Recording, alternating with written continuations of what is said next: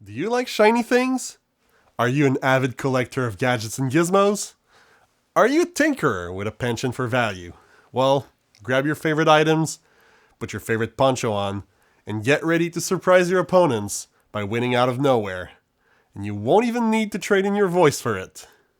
That's right, for around 17 US dollars, we're showing you a deck you can build, master, upgrade, and even bring to your local league to have fun with and compete in matches. Hello, Inkspill Glimmers. I'm your host, Nick, and welcome back to Inkling Adventures, the series where we help players take their first journey into the wonderful world of Lorcana. Today, we're exploring the world of deck building with a starter budget version of Ruby Sapphire combo. You ready? Let's take a dive.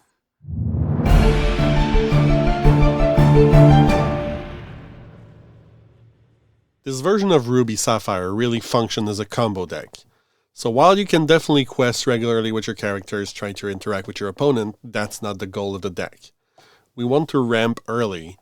We want to remove the opponent's threat through some control tools from Ruby, and eventually we want to have one or two really big flashy turns that are going to take up a ton of lore by using Ariel Who's It Collector and Medal of Heroes to quest with Ariel, buff Ariel, quest with Ariel, play another item, ready her, quest with her again, ready her with another item, and so on and so forth, and try to do that loop as many times as possible in one turn, drawing cards as we play items, reducing the cost, and just having buffed her through Medal of Heroes to quest for 3 every single time and just do a big 12, 15, 18, 21 lore turn. So that's the goal of the strategy. Everything else is just to support that. It's giving you really strong removal, some big flashy late turns that really make you feel good when you do it. And it's got a really strong engine thanks to Sapphire being really well equipped for that. Where this version of the deck, due to its budget, lacks a little bit more is it relies a lot on finishers. It doesn't have a lot of evasive removal. You want to force your opponent to react to you on that front. And the early turns are really kind of slow. But let's look card by card and see where the deck really shines. One of the things that immediately jump out when looking at this list is the fact that there is absolutely no one-drop character. On turn 1, what you're supposed to do with this deck is just ink something, and if you're lucky, play a Popsicle or maybe a Chromicon. But you don't want to deploy too fast. You want to draw that card with Popsicle if you're able. Then on turn 2, you have access to Queen of Hearts if your opponent has a threat you want to remove, or to Tipo if you want to ramp faster, because you want to get to those big inkable characters as fast as possible. On turn 3, similarly, you're going to deploy your engine. You want to go with your Maurice Workshop if you have it.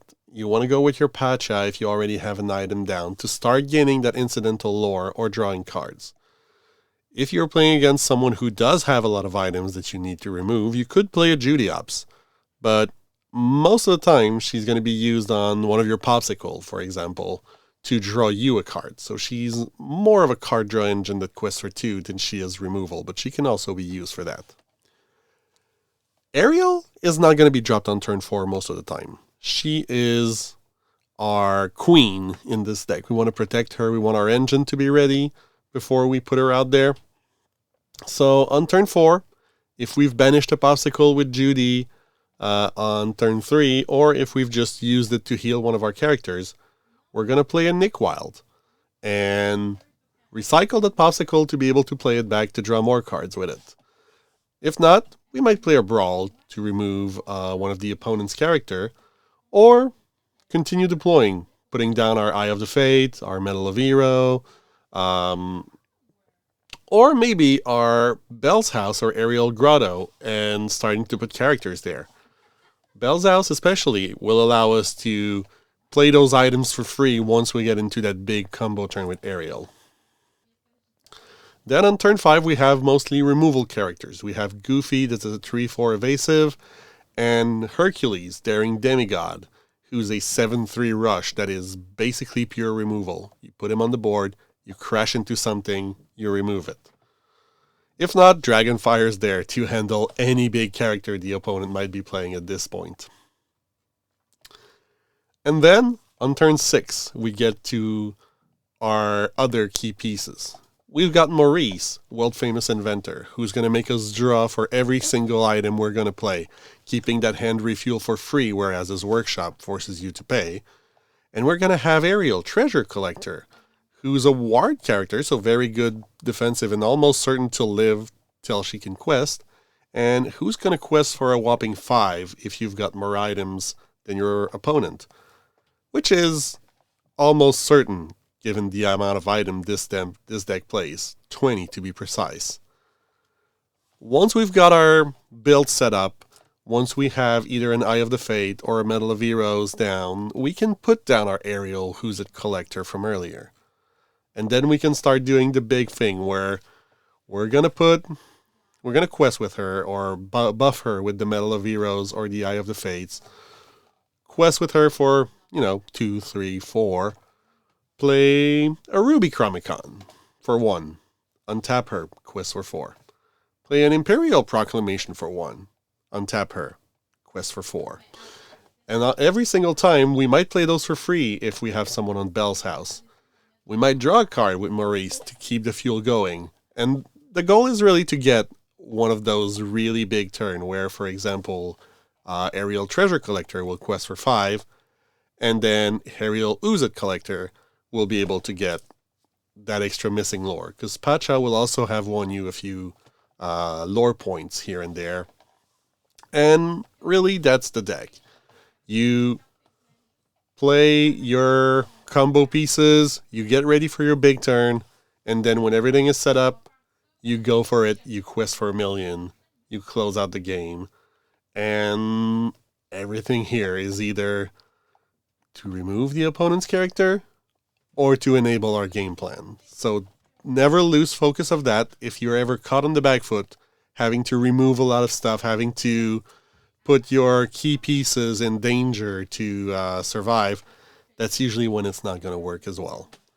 Also be mindful the uninkable count is at 15 on this deck, so it's fairly high. So be careful when you're keeping your opening hand not to have your Ariels or your Hercules stuck in your hand before mulligan. You don't want to have those in your opening hand. You really want your low-cost inkable things. If you like the style of this deck after playing it and want to upgrade it, you're in luck.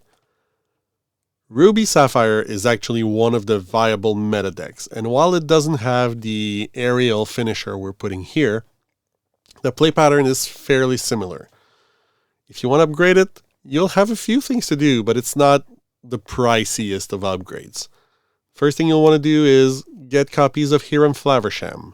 It's a $2.33 a piece card that will draw you 1,000,000 cards for your items. Basically 2 cards when he enters and every turn when he quests. That gets through your popsicles, that can then be recycled, and every item you put there just for the sake of having items can be turned into 2 cards and get the engine really going. Then you'll want some more removal. You can go with Lady Tremaine or Madame Medusa in the 6th slot. Both are about $1.40 each, and both remove a character when they come in play. Lady Tremaine removes any character but your opponent chooses, whereas Madame Medusa only removes character with power 3 or less, but you get to choose. And for the finisher, instead of the big aerial combo you're seeing here, you might want to invest a little bit into some Tamatoa So Shiny, which is an 8-drop inkable that quests for 1 plus the number of items you have in play, and that whenever he comes in play or quests, you return an item from your discard pile to your hand. Really useful with that Hiram and those popsicle, and drawing more cards, and doing all of that. And to get that big combo finish we were having, well, set 3 gave us the lucky dime. It's a $12 card, a little more expensive, but you can pay 2, exert it, and then choose a character of yours and gain lore equal to their lore. So when you get that in conjunction with Tamatoa, Or with Aerial Treasure Collector, you get to have like twice the amount of lore, basically, in a single turn. To get there faster, we were using Tipo, but you can easily slot in some Fishbone Quills, which is another item costing 3 that allows you to put an extra card from your hand into your inkwell face down and unexerted every single turn. That is really good when you're able to draw so many cards and get your uninkable into your inkwell. And to get the board clear and make sure you get there, you'll want to get the absolute premier removal eventually, which is Be Prepared. A 7-cost Ruby song that just banishes all characters. Those can be expensive, but it's a deck that's really easy to build incrementally to get towards there. There's also a lot of versatility in how you want to build it. You can put in some Sisus in the 3 slot and in the big one that can replace Be Prepared. You can really play with how you want to build it, and as it moves forward, it's going to get more and more attuned to what you actually want to do. But for now, let's stick to the budget combo version, and let's dive into the gameplay to see how it fares. So here we're going to see Ruby Sapphire, a deck that's really combo-y and tries to win the game in a few quick punchy turns. Here, turn 1, we can see the Popsicle being dropped, which is usually what the deck wants to do turn 1. Draw a card back, put an item on the board. It's a resource for later, really. Turn 2, just thinking we would have liked to have a Tipo, but it's really not so bad. This is not a deck that wants to start aggressively and come out swinging. It's a deck that takes its time, and we can see here from above that we're playing against some kind of Ember Songs type deck. So we might be able to just control them and overpower in the end. This is really what the deck is trying to do. Considering here what to do for turn 3, we're going to ink, let's see, Apacha and play a Maurice's Workshop, putting our card draw in line with every subsequent item that we play, while the opponent puts in one of their big singers that they want to use. Here we're going to put the Chromicon down, pay 1 to draw a card, and this is really what the deck wants to do as its engine. Have the Maurice Workshop down, play these little cheap items, use them to cycle through, but not play too much of them, because you want them for your big turn with Alice at the end. Opponents getting their engine online as well with Alan and Dale. That's going to gain them 1 lore for every song that they play. And for us, we're just keeping going on with our item draws, basically. Second Maurice Workshop. So we're getting a critical mass of items here, but we're not seeing the ones that we really want to see for our combo, which is Medal of Hero or Eye of Fates. Here the opponent is singing Look at This Family, gaining 2 lore from the Alan and Dale, and revealing a character. And playing a Golden Harp. Alright, so their engine is fully on board. We're going to have to do something about it fairly quick. So here we're going to play a Goofy that is an evasive with 3 willpower. So that's still going to be able to challenge a lot of their board.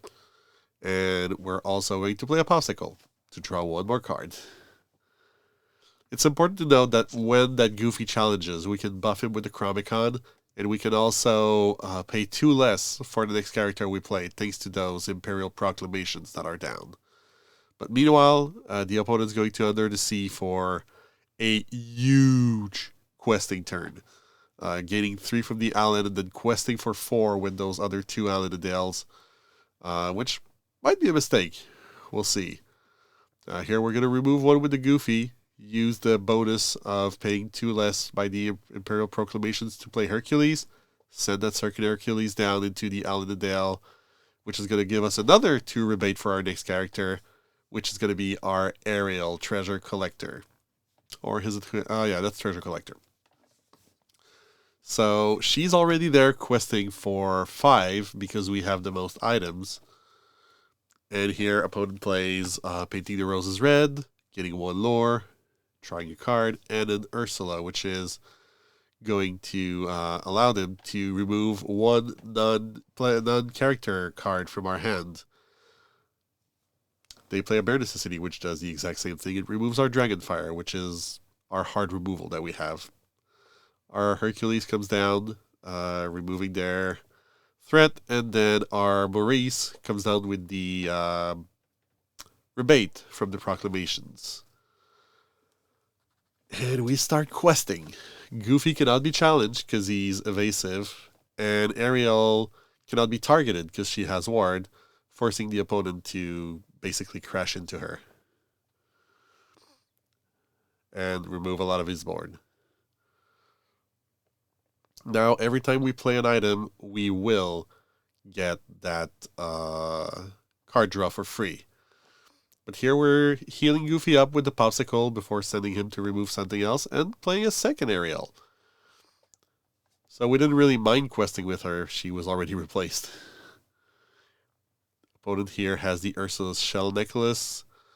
We play, a second Ariel. So that's already lethal. Like, you can see that big turn here where we went for 9 lore and then just lethal as they couldn't deal with it. We Dragonfire their board, quest for 1 million, and here we are.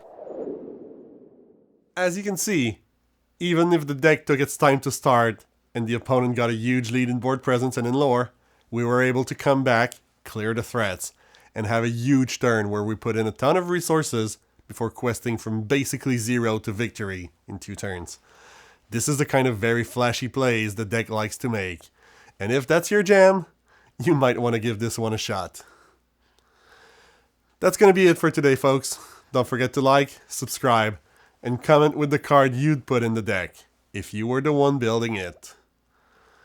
I'll see you tomorrow, but until then, keep on questing.